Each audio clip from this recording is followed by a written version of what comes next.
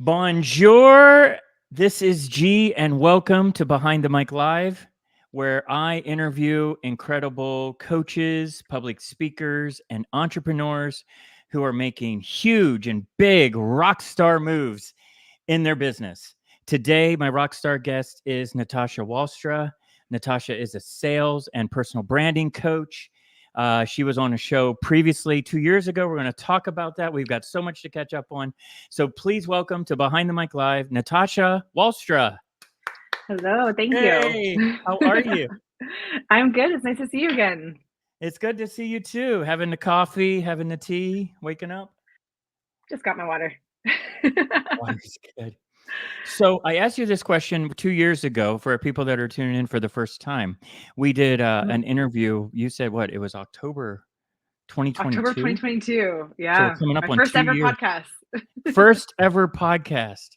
Oh Mhm. my God. Now look at where you are hosting your show. This is awesome. Yeah, it's crazy to think because I can like see 2 years, you can measure that, and Right, it's right. it's really wild to think about how much I've grown since then. Because I think I'm pretty sure I blacked out on that episode. Well, it's hard to remember what we did 2 years ago. True. So I asked you this question back then. I'm going to ask you again because now 2 years later, let's see what your answer is. So who is Natasha? Ooh, gosh. Well, yeah, she's changed a lot since then. I am a business owner now, which is crazy. I started my own Yes. business since we spoke last. Yes. I am a fiance, so getting married soon as well. Like all the things, once I Congratulations. started to like follow my true path, everything else Hmm. started to fall into place, which is just so amazing how that works. So I'm like living my best life right now. Wow. Yeah. What would you say is your number one rock star quality? Authenticity. Okay. I hate that I feel like that word has almost been like lost its meaning, but I feel like what you see is what you get with me. I am the same Mm-hmm. person behind the screens, on the screens, on text, everything.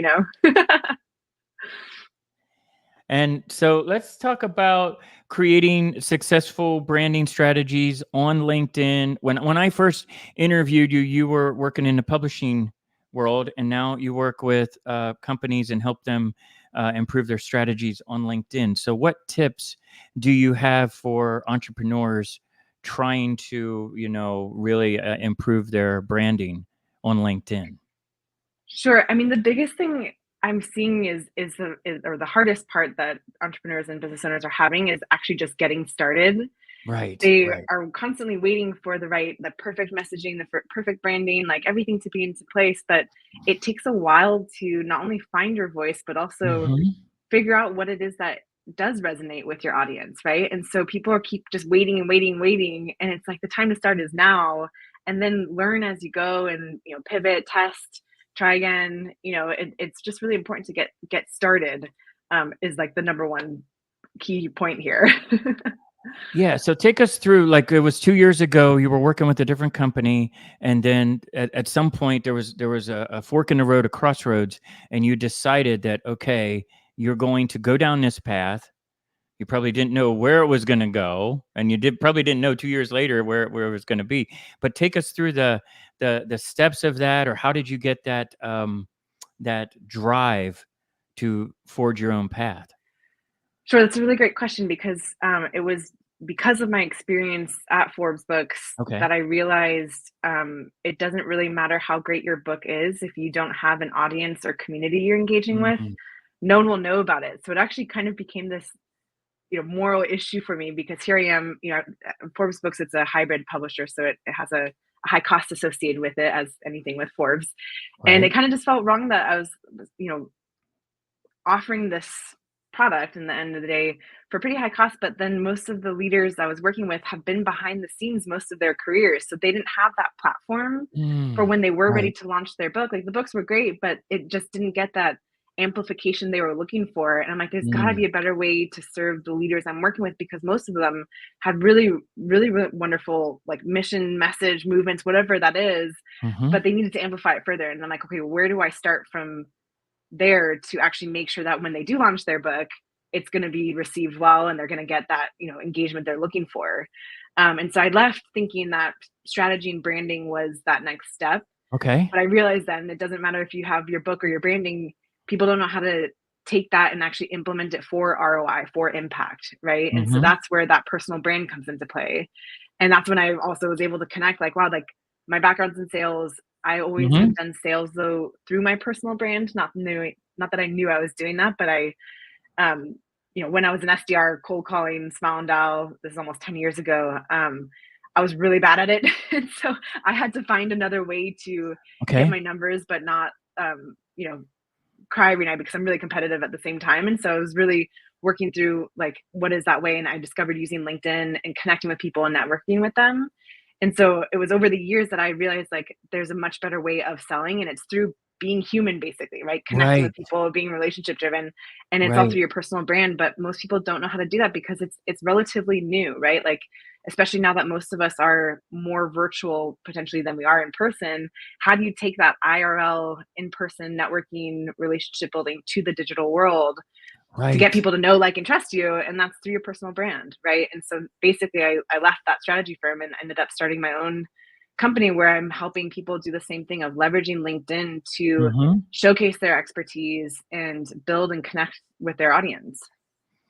Yeah. See, I look at LinkedIn as I think of LinkedIn as being this huge convention center. Yeah. And you walk in and there's 1,000 people there. And you could literally go up and shake hands with everybody, or you can go on stage and present your message. And when you walk off stage, uh, 20, 30, 40 people might walk up to you because, 1,000 people heard you. So my question is, what do you think of LinkedIn going the video way? I mean, video is what I teach, and that's self gratifying, but it's like teaching people how to go on video. What do you think of like LinkedIn's focus on video, and what do you think people can do to stand out on video? Yeah. So, it's when I first noticed that video was taking off more, they have the TikTok style reel on LinkedIn, Yeah. right? Yes. And Yes. my initial reaction was like, "Oh no, this is Right. this is terrifying," because video is hard. Like it's challenging to do, especially if you're not used to it, right? Okay. Podcasting is one thing, but like setting up a camera and speaking to video, it's hard. So actually, with my clients, I do like recorded sessions with them Okay. to um to create these podcast style video clips that it's a little bit more natural because they're talking to me and then we just get very targeted questions. But the Yes. reason why I want my clients to do this is because so many people are flocking to LinkedIn. They're seeing how much opportunity is here, and they're also all claiming to be the next best coach, guru, expert in this space, Right. but who knows if they actually are. And so however you can prove you do what you say you do is Mhm. going to help you be very successful on LinkedIn. And a very good way of doing that is through video, because instead of hiding behind the screens and maybe taking stuff from other people or ChatGPT, let's say, you are now Right. speaking and talking your expertise that many people probably can't do. Right. And So there's I'm all something for that it. It's hard. Like even I struggle with it. well, it's like what we're doing now. We're just having a conversation. Right. Hmm. And I love that idea. That is such a great idea of talking to your clients, recording the session, right? And then I use Opus Pro, Me which too. is Amazing. I love that. I take this show after this show's done, upload Yeah. it to Opus Pro, and it creates like 25 clips. It's Like, amazing. Yeah. instantly, and Like, I just edit some things and add a little mhm. here or whatever. I mean, like, there's no linear editing, like, trying to, "Oh god, I can't get the mouse to the line of the thing and highlight and cut." No, you edit words. You edit It's words, that's it. Yeah, it's amazing because 'cause I'm not technical at all, but here I am editing videos and Yeah, it's easy, right? Like, there's some, like, little tricks that to make it a little better than just, like, using what they spit out, of course, but it's just magical. yeah. And what it does Yeah. too is it builds the confidence of your clients as well, Mhm. because Yeah. it is hard to go on video and talk to no one. It is hard to have the one way where you're Yeah. talking to the audience. It's so much better to have a conversation, like you said, have questions with your clients. Tell me what makes your company unique. How are you different from other people? And let them just talk rather than reading a script. It's yeah, it's brilliant. It is, yeah, and because it's, like, very targeted questions I give them, we Mhm. end up getting, like, of a 30-minute recorded session, we get 18, 22 clips from it I that know, they can yeah. use for the next few months. I mean, it's really quite powerful, and so I love doing that, and it also does really help with confidence for sure. I love that you say that because that is something that most of my clients say afterwards, is like, you've helped me feel confident on Oh, a platform that I've never used before, right? A lot of my clients are very social media averse, actually. They've never used it whatsoever, not in their personal life either. So it's nice to be able to get that reaction from people. yeah. Now, I want to talk about the foundation you work with, the Intermountain Foundation. You're the executive director. Mhm. So, what is your mission? Tell us about the foundation and how can people help your organization? Thank you for asking. Yeah, it's Yeah. a Women Empowerment Foundation. It's a global community. Uh-huh. Interestingly enough, I actually met the founder of the foundation back while I was at Forbes Books. And she's Okay. one of the authors I've continued to work with because, again, it was one of those things. She had this amazing message and mission that she's really trying to empower women around the world, to look within and discover our inner strength and not just Mhm. like depend on this glass ceiling, like screw the glass ceiling that was built in a system we weren't part of. This is about Right. empowering our Right. own strength that women have. And it's also about engaging men too. So it's not just exclusive to women, but Right. um, it's, we launched it officially back in June, so just a couple months ago. And yeah, it's been really amazing to be part of it. Part of like the growing the community and audience, I launched their podcast, The Mm-hmm. Climb. So I'm actively recording season 2 right now, actually. But yeah, it's just, Congratulations. thank you. That's Yeah, I awesome. can imagine from our first episode to me now hosting my own, well, sponsored by them. But Yeah. yeah, it's just it's a powerful community, and Diane Wong, who is the founder of it, she's just this amazing woman. She was one of the first female CEOs in tech in the 90s in China and Oh, founded what is wow. today Oh, Amazon wow. China. Now is the and founded is the founder of DH Gate, which is like the a wholesaler version of Alibaba, basically. So Oh, she's just wow. incredible. Hmm. Wow. Yeah, Wow. Talk about shattering the glass ceiling. yeah, No, man, that's incredible. yeah. She's so inspiring, and so I've. It's funny because when I met her 2 years ago Mm-hmm. or so, I had just started my journey of self discovery and Right. paying attention to like the capabilities and confidence that I have. I just didn't necessarily know it at the time, and so it's been fun to like be part of the same journey and like listening and inspired by her work as well. It's been great. Yeah. Yeah. It's like when you meet people that are on the same frequency, everything just Hmm. clicks. Yep. And then you find, you just go on this journey together. It's Yeah. it's it's Exactly. so powerful rather than trying to do it on your own. So yes, we talked about, you were I was the first show that you were a guest on. Now you're hosting podcasts. Now you're on video every day on LinkedIn. You're guesting on podcasts. So what do you most enjoy about being the rock star that you are, the host of the show? What's the most thing you enjoy? Gosh, that's a really good question as well. So it's funny because when I first started hosting the podcast last year, Okay. it was Yeah. last September actually. So a year after we had our first episode, but I Mhm. was working with them at the strategy firm, and part of that strategy was having this podcast, which I volunteered to host, not really realizing like what that meant. Oh, wow. And by Yeah. this point, Yeah. I had already been a guest on a couple of podcasts, but being a host is Hmm. an entirely different thing, right? There's obviously more prep involved with it. There's more um like all the things that come with it, I really struggled with it. My first episodes, like I was stuttering through them. I was so nervous for days Oh, wow. beforehand. I mean, it was really challenging, but I still, the thing is that we've created this like safe space for women to tell stories that need to be told, and so Yes. I was so motivated to like do it, but it was so hard. So it was a struggle, but this season I've already done 2 recordings now in the last 2 weeks, I guess, and Mhm. they've been much easier. I think it is practice. It You have to is. practice. Like, it doesn't happen. Some people maybe are more natural at it. It took me a little bit more time because here I am, like, for my work, I'm on calls all day long, talking to people, Mhm. asking questions, active listening, carrying conversations. But for whatever reason, the second I saw that recording button, I'm like, what do I do with my Ah, the hands? light. Yes, the yes. So it's hard, but I'm excited now, to see how much I've recorded, let's say in 20 episodes in total now. And I think I'm finally getting my groove for it and not like nervous about it. And like, that's what I'm super excited about. Exactly. This is what I say with the music side, 25 years in the music industry. Think of your favorite band. If they did one show a month, how Mhm. long would it take them to get good? That Right. means they did 12 shows in a year. What bands do or did back when we used to sell records and things, people tour now, but it's different level. Back in the club days, they played every night.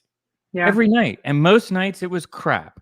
Most nights it was terrible. The sound system was terrible. There was nobody there.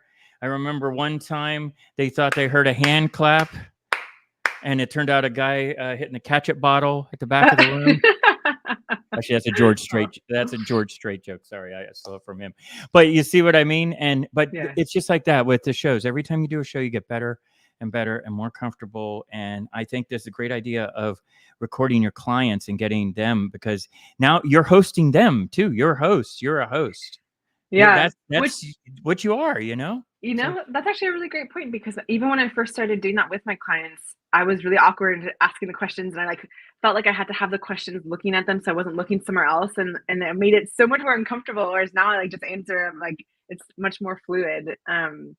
Yes, I think I'm an overthinker, and I definitely did that a lot with the podcast. Actually, the other thing I used to do, I had my podcast mic and camera. I only used it when I would record episodes, and so I'd bring out the mic and a stand, and I put out this thing, and so it was this special occasion that made yes. it more anxious. And so I'm like, why am I doing that? Let me just set it up as I would every day, since I'm on camera all the time anyways with Yes. calls, and just get used to this being the norm and not something special. And so that, I think, actually really helped as well. Yes, I agree. I do all my coaching calls and coffee chats with the same light setup. Yeah. I tear it down because the cats will will rip it apart. But yeah, but when you get into show mode, and whether you're doing a coaching call, you just flip that switch. So Mm-hmm. I want to know, how can people work with you? Sure. So I do one-on-one coaching, and I work with teams as well. Mm-hmm. And the best way to connect with me is really, as you can imagine, on LinkedIn. Yes, yes. But yeah, the way, I do, it's ongoing coaching around training, content, accountability, and Mm-hmm. thought partnership.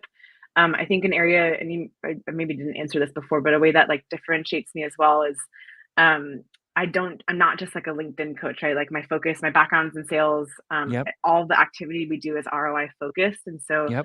that's really what we spend our energy on, because most people don't have that much time to be spending on LinkedIn, right? And so how do we Right. make the most use of and most impact with the limited time that you have? And so that's the type of work that I help my clients with.